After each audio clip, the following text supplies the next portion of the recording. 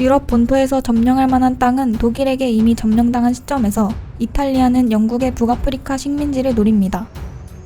이탈리아의 가장 큰 목표는 자원 수송에서 중요한 수에즈 운하를 가진 이집트였습니다. 이탈리아는 이집트 옆에 리비아를 이미 식민지로 보유하고 있었기 때문에 리비아에서 진격해 이집트를 점령하겠다는 계획을 세우고 군대를 이동시키기 시작합니다.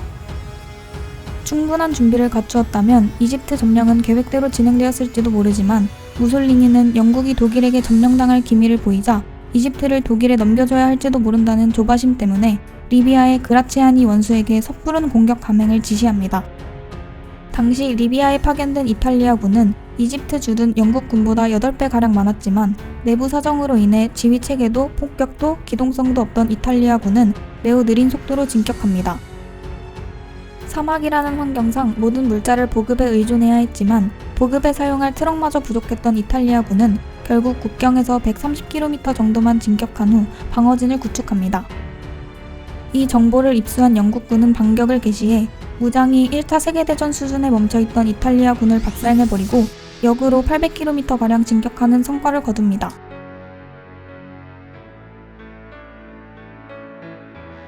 당초 독일은 북아프리카 전선에 참여할 생각이 없었으나 영국 해군이 타란토 지역의 항구를 공습하여 이탈리아 해군에 큰 피해를 입히는 등 이탈리아 해군을 지중해에서 서서히 밀어내자 고민에 빠집니다.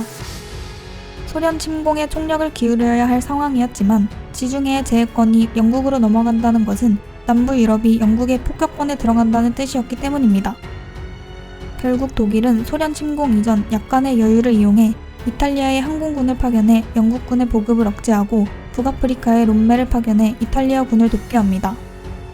사막의 여우라고도 불린 롬멜이 받은 명령은 원래 방어선 사수였고 이에 맞게 전차 등의 전략 물자도 방어에 필요할 만큼만 수송된 상태였습니다.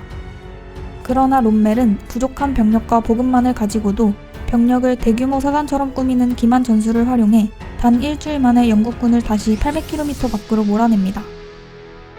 당시의 영국군이 무슨 수를 써서라도 롬멜의 지휘 차량을 전리품으로 가져가고 말겠다고 이를 갈 정도로 롬멜은 사막 지역이라는 점을 최대한 활용하며 영국군을 휘두릅니다.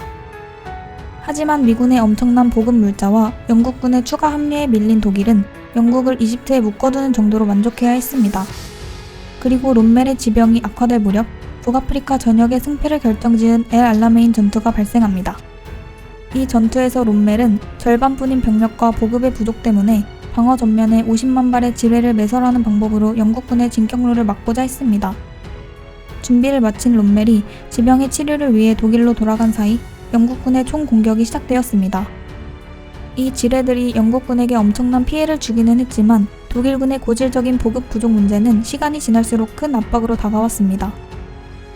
반면 영국군은 130대의 전차가 파괴되고도 900대의 전차가 남을 정도로 많은 물자를 준비했고 몽고메리 장군은 이 전차를 모두 소모해서라도 북아프리카 전역에서 승리를 차지하려 했습니다.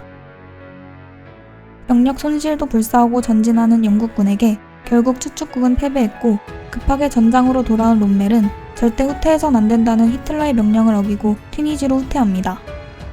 이후 미군의 알제리 상륙까지 이루어지면서 완전히 포위당한 추축국은 북아프리카에서 패퇴합니다.